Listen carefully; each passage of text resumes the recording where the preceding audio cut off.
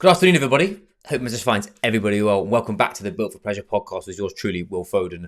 I'm shooting this for the second time. Very frustrating. I was 21 minutes in and for some reason I pressed pause. So I did another 10 minutes like a lemon. I didn't know where I stood, so I'm starting again. But anyway, I digress. I hope everyone's got their teeth into 2025 and they're very much pushing the needle of their physical, vocational and personal performance. But if you're not, and a part of the puzzle that most people are going to be learning probably the harsh way in 2025 is understanding how to become more productive through leverage rather than just doing more work. The ambition and obviously your drive, your determination is only going to get you so well. Most people associate productivity with just output, where what we're going to discuss today is about how to maximize your leverage by increasing your energy, understanding when you have the best forms of energy to actually perform at your best and also when to recover and vice versa. To disassociate that productivity means more output. Productivity means the amount of output per unit of input. You'll soon come to learn. So anyway, I digress. In a fast-paced world where currently we are associating productivity with integrations of things like AI, turbulence in the world. If you're running a business, if you're a business leader, if you're looking to bootstrap yourself and actually take yourself to the next level, understanding how to become more productive, more effectively is the key for you to unlock new levels of performance. So currently, right now, what most people do is they associate that the currency within your process is the amount of work you can deliver. For me, when it comes down to dealing with people who are leading other people or business owners, what I find actual leverage and where you find energy is about understanding the you first. Understanding how do you actually leverage energy biologically? How do you leverage energy from a professional capacity? And also, how do you leverage energy from a personal standpoint? These are all conundrums that the modern day professional is going to encounter. But a lot of the time, what most people do is they don't actually think about the bigger picture when it comes down to energy, because they associate energy with just being on the whole time. So, three key roadblocks that I see across all realms is that too many people making too many decisions. Now, what happens is when we make too many decisions is the issue is we have an endless to-do list. Where if you're inside Built for Pressure, you'll learn about how we strategize our to-do list is by using a workflow, because a to-do list is never ending. What most people do is they don't compartmentalize what their current jobs are inside their day. And the reason why they have too many decisions is they don't actually understand how to gain biological leverage of that energy flux. Energy flux is where you have peaks and troughs of energy throughout the day. There are two types from a morning and evening standpoint, a morning lark or a night owl. Morning larks like myself, I like to get big jobs done. I'm the most focused and creative in the morning. I have a big lull in the middle of the day, which is the lull in the middle of your day is actually a biological process of you switching hormonal systems from sort of a sympathetic to parasympathetic drive, and that's how you're getting ready for bed through production of melatonin and that kind of thing. That happens to me on a regular basis. Now, there are some people that are evening larks or night owls, and what they do is they actually have the opposite. They find it very difficult to focus and have any form of output in the morning, and as it gets later and later, they actually find they gain more energy. Neither of them is right or wrong, but understanding your sleep hygiene around that's imperative. Problem number two, we live in a day and age where there's way too much information. With as I said, the likes of AI, the likes of social media, a massive gripe of mine that I have are people finding scientific driven or principle driven information through, say, social media, not through valid sources. If you went back 10 years, most people who were in my space were quoting people out of textbooks or quoting people who were leaders in their field. The amount of people that you'll come across nowadays who are telling you how to have a baby through TikTok, or what carbohydrate metabolism is through eating pot noodles on the middle of Instagram. The plethora of information out there is and every piece of information that you absorb has to have context. What most people do when it comes down to their own personal language of being productive is they actually get distracted from the thing that they're trying to attain. They don't actually stay on point, stay on form, and do with that purely on the basis that your association with getting jobs done, example, is multitasking. Is a huge issue. You having your phone next to you whilst you're doing work, you've got a natural system that wants to actually be stimulated, the dopamine system within your brain. You doom scrolling suddenly for 2.5 hours on some shite that doesn't make any sense. This is what happens when it comes down to being productive, is we're not productive because you don't put ourselves in a biological place to be productive, or a psychological or a professional place too. Because energy, it's been found Most people lose about 2.1 hours per day through multitasking and through changing and them losing energy or losing focus. And it can take up to 25 minutes to return to full focus. Now, what I'd like you to think about for your energy and your focus is like having a wet sponge. And energy is that what it is basically is left on every single task that you do. So as you start to increase the amount of tasks across the time frame that you're using, i.e., if you give yourself a 3-hour block of work and you're crossing, I'll talk about myself because it's easier. If I'm doing client check-ins, I'm talking about marketing, I'm doing lead generation, I'm doing outbound messaging, and I'm creating a new training for people inside my program. If I do all of that at the same time, the issue is a man chasing merry rabbits will catch none. Where? If I think about it the other way and I start thinking about actually having hyper focus on the things that matter, I would, for me personally, this starts with, and actually I do this with my customers as well, is how do you actually periodize your diary? I'm a limited company, but I'm a solopreneur. There's me, a couple of other Sam Lindley, shout out to you, brother, on videography, but I've got admin pieces too. But when we do get more coaches in, it's understanding what that looks like from a diary perspective for how I can operate and do multiple different jobs within my business. Mondays is a focus day for coaching. I do all my productive pieces for coaching and programming on a Monday, and also client comms. Tuesday is a focus day. So that's actually there for building. It's about being creative. I create space, or I have creative space for others who I consult with. Wednesday is a buffer day. I use that as one of the Wednesdays. Those that know, I like having a bit of time off. And for me, you can't be off. You can't be on without being off. It's impossible. Thursday, marketing, lead gen, creativity, that kind of thing. And then Friday is a buffer day too, and coaching day. So I don't work Saturdays and Sundays. I have that off. Those that know me, if you're trying to get hold of me on a Saturday, it's very unlikely because the bat phone is away on the weekend. But anyway, I digress. So my point being is that what most people do is they disassociate. They think that they need to keep adding more into their process, where actually creating leverage within inside your diary to be better, be more effective is the only way. And problem number 3 is COVID. I think we had a thing where we suddenly realized that we could do every single thing at home. Now the issue with being able to do every single thing is you can't take single thing away. So that's why the issue is what most people do that I work with who work at home, they live, sleep, eat, breathe at the computer, and they work till they drop. Now, am I perfect at this? Absolutely not. Those that I'm speaking currently, as I said, today, Monday the 13th, where I am filming this and I'm recording it again for the second time, my back's been against the wall with the amount of workload heading back into January. But that's part of the game for Jan. The premise still remains. I understand that and understand how to leverage that. And what I want to do is give you some time to actually understand that, because what productivity isn't are these things. Just more hustling. Doing more work, I promise you. If those that have met, I'm a rugby player. Those that have listened to my story before, I was a back row, so my job was work rate. That's what I was built for. If you asked me how many tackles I made, I would have made 3 times as many as the backs did, purely because that was what I was built to do. Hustling has got me here. Hustling will not get me to the size of company that I want to grow. Why? Because work rate doesn't create output. It doesn't create more. It creates energy output. That's not currency when it comes down to business or you actually growing a business. Understanding that from an impact perspective, a revenue perspective, and also a freedom one means I also know that I want to have time in my diary. So that means I have to create leverage. Number 2 is just getting up earlier. Too many people are busy flapping about their morning routines. And I saw someone the other day post and ask you a question, about morning routines, saying, do they have to meditate, journal, do their breath work, have their certain lion's mane tea, all this other shit before they even get out of bed, basically. And for me, that's not being effective. You getting up early and reducing your sleep to get more work in is actually counterintuitive. There is a short period of time where you need to do that. And let's not make any bones about it. If you are a business owner and you are in startup mode or you're in full growth mode, the balance between your work life will be very minimal. Vice versa, sacrificing your sleep should be one of the last things you do.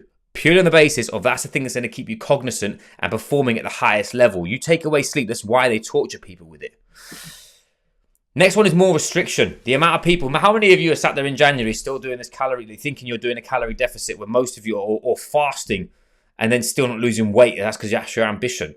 Restriction is usually the biggest bottleneck for most professionals that I work with. Energy availability is that is literally like the plague in the corporate space, for example, because the amount of people that don't have enough food to warrant the level of adaptation they're asking for is frightening.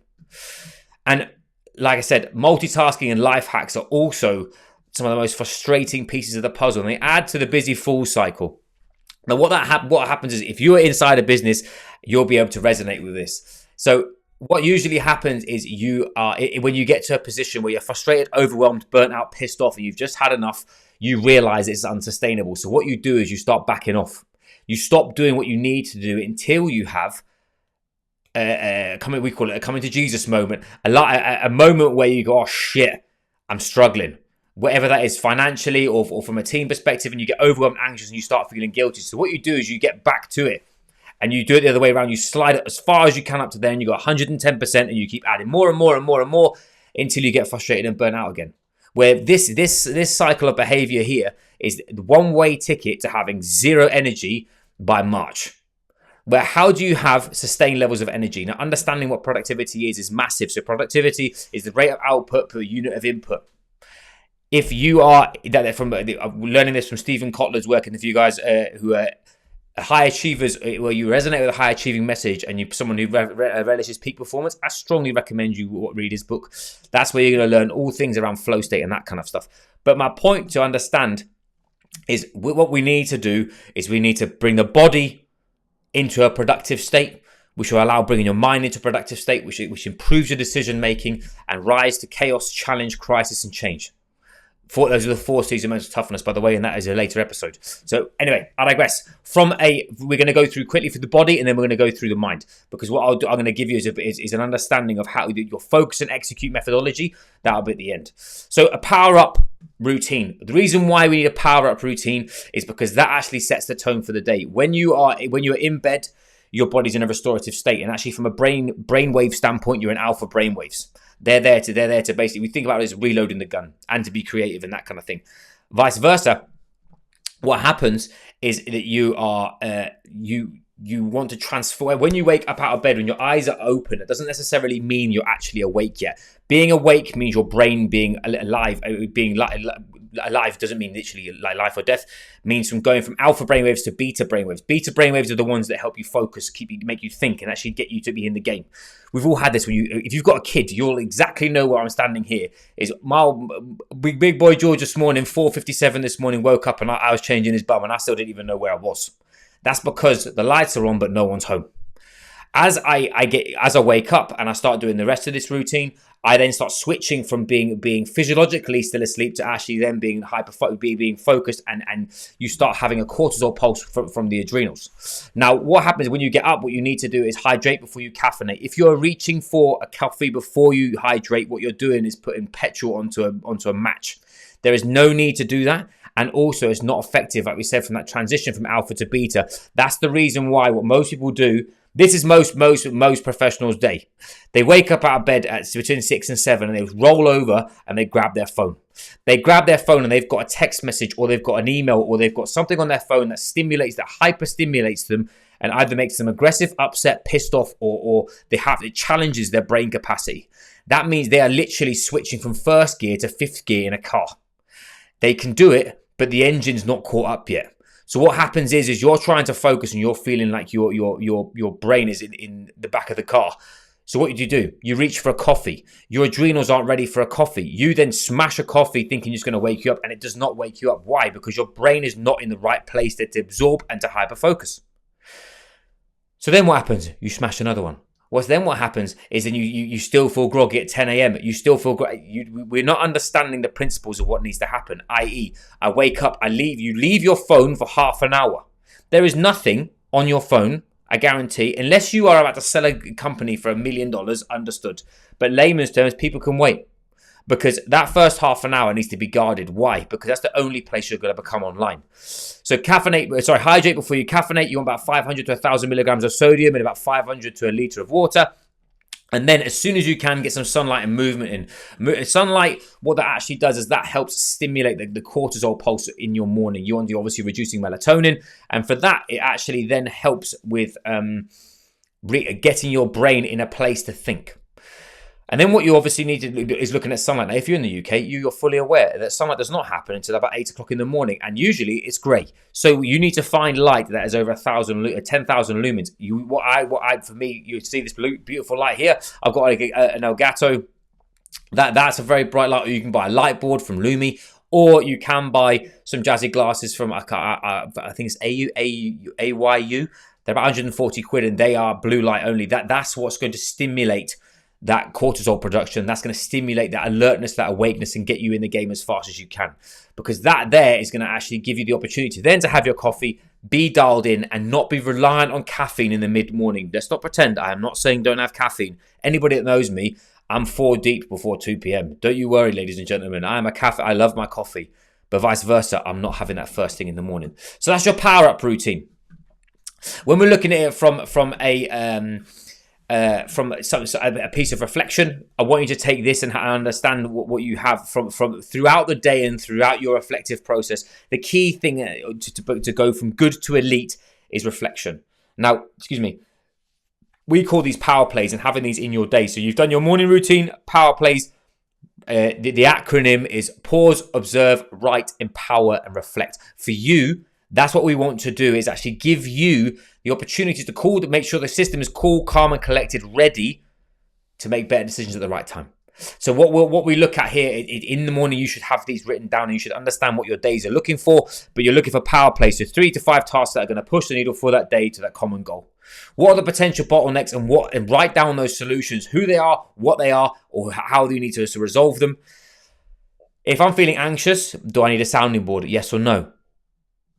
Are these the actions that are linked to the objective? Yes or no? And a lot of people talk around gratitude as a I don't know, whatever. It's a bit of a wishy-washy piece of the puzzle. There is a biochemical reasoning for gratitude. For me, I frame gratitude as what I'm looking forward to in the day. To be honest, most of the time at the moment, what I look forward to is having a laugh with George at lunchtime, causing havoc and giving back to my wife. But that for you will keep you in the game. And remember, higher performance is a yin and yang effect. It's not like all in, all out. And that's what you need to do, is book that in. Okay? I know it'll be long, gang. I'm just going through. I'm going to go through a power down cycle. I'm going to talk to you around some common themes that I want to do from a focus and execute standpoint, and how you're going to make sure you've got leverage. But more to the point, this is key for productivity, is understanding your power down cycle and understanding how to actually leverage yourself through high performance. Now, when we're looking at high performance, there's two ways of looking at it. You can either be in the messy middle, or you can be on or off. On and off means that what you're going to have is an opportunity to recover and actually have hyper-focused work that is going to actually get shit done. Or you could be that person that lives in the grey area, which feels like one of those 90s PCs with the tabs open the whole time, and that's why you struggle. So when we're looking at recovery, this is a power down routine. Recovery is actually regeneration from an energetic standpoint, and it's utilizing your parasympathetic nervous system. Ambition for you then is this is where you can expand capacity. What I mean by this is where you can be reflective. This is where you can be open-ended. This is where you can look at the big things. This is where you're actually recovering. Vice versa, when you're on task and you're on point and you're pushing yourself, you're on an energy expenditure pathway. So, and most of the time when you're at work, it should be sympathetic. It should be hyper-focused. It should be me versus you. But what most people do is they slide back into that grey scale of doom scrolling halfway through when they're focusing. And let's not pretend. Everyone falls into the trap sometimes. It's about becoming more hyper-vigilant of it. And actually what you're doing is you're expressing capacity at this point, which is actually going to get you into flow, put you in a place of actioning behavior, and more to the point, get you to a place where you're going to be able to clip the ticket, do, get the fucking thing done, and stop. If you are sat there in no man's land and you're half working, half-assing it, neither in or out, and you haven't got equilibrium in relation to on and off, you've got the opposite. You've got disjointed work that is switching tasks and pissing you off. That's why you're losing energy. So understanding that from a power down cycle, like we said, we go from work, we go to recovery, and what we want to actually do is there's a 3-2-1 principle, which is you want to, again, this is within reason, and this is what time allows. But stop eating about 3 hours before bed. Stop working about 2 hours before bed, and reduce tech by 1 hour. You can wear blue blocking glasses. Reducing blue light's really good. But to be honest, I don't think you should be wearing them fucking Jimmy Savile glasses. To be honest, I probably can't say that. What I want you to do is I want you to put these down and dim the lights. Back in the day when you were in tribes, what did you do when it was dark? You had a fire. The light was more of an orange. During the day, obviously, it's light. Putting yourself in a position to win doesn't mean you have to go all out with all this in relation to, like you said, getting blue blocking glasses and all this kind of jazz, but it does help. What I'd say from a supplementation standpoint as well is taking some magnesium glycinate. Again, consult somebody who's, I'm giving this as blanket advice. This is not if you doctors, etc. If you need help with it, ask. But magnesium glycinate is the most bioavailable magnesium. It helps increase parasympathetic tone and gets you into a more calm and sleep state. This is where other adaptogens can be helpful, stuff like ashwagandha, rhodiola rosea, L-theanine. L-theanine is an incredible piece of kit when it comes down to stopping you from being in a sympathetic drive. You can take this after if you have too much coffee and you feel like you've got butterflies, take some L-theanine, it will stop it. You also get L-theanine in a brew. Obviously, Yorkshire tea, don't be that weapon drinking PG tips, or don't even listen to this. So from our standpoint, that'd be massively helpful for you to start powering down and getting into the state in which what we want to do is start to calm the central nervous system. Because if we calm the central nervous system, get melatonin in the right place, and actually what's happening in the beginning of the morning, you start to increase a thing called adenosine. As you increase adenosine, as it gets it becomes your adenosine receptor becomes full. That's when you start to get melatonin release. Coffee blocks adenosine, so that's why you shouldn't have coffee after 2 p.m. Okay, so lastly, last piece of the puzzle when it comes down to focus and execute, and we talk about this as high impact behavior. What you want to be doing is working in 2-week sprints. Most people will talk to you about a 90-day plan, and they'll talk to you about fucking end of the year and all this other jazz. Yes, that's very, very important. But most people do is they do not prioritize what those weeks look like. So what we do is we have a build and execute phase in each month. You build the first 2 weeks, execute the second, or vice versa. But for me, I found this is very, very beneficial. I've learned this through Todd Herman's work. Very, very helpful in relation to a 2-week focus. Understanding your weekly power plays to the common goal at the end. What's your daily theme of your day? What are the needle pushers of that day? And how are you reflecting and strategizing real time within it? That's the pyramid of high performance and how to focus and execute. It's understanding the big thing that's going to help the even bigger game. Okay. So from that point of the position, you've then biologically and vocationally put you in a position to be more productive and actually have more gas to do more cool shit.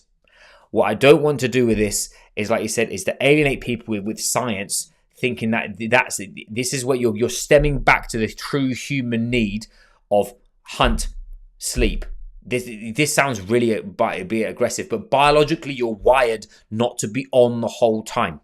So just to be clear, heading into this year, there's 2 types of people. There's people that are still associating just your work rate's going to get you anywhere, or those people that are going from good to great, the people that are from elite to extraordinary. Those are the people that are building leverage within their diary, leverage within themselves as from a biochemistry standpoint. And lastly, what they're doing is to create more impact, more freedom, and make more money. They're not associating just more work. They're associating more leverage with inside their working process to be more productive when it matters. So anyway, I digress. As usual, if you have any questions, I know that was a lot of information to go through. We are going to do episodes that are purely based around sleep mechanics, around stress management, things that all high performers are feeling at the moment. But this was just a taster, because I know in January that people get frustrated about they're not sure where to go with it. So anyway, I digress. Thank you very much for listening. As per usual, if you can share it with your friends, know, like, and trust. And if you have questions about this podcast, it resonated with you, or you're somebody that is struggling with wanting to get more out of your output currently, but you struggle and you're not sure why, reach out through Instagram at Will Foden or LinkedIn. I'd love to get to know you. I'll show you what we do, and I'm sure I can help you with one of our trainings that will actually unlock new levels of potential for yourself. So anyway, I digress. I'll catch you guys soon.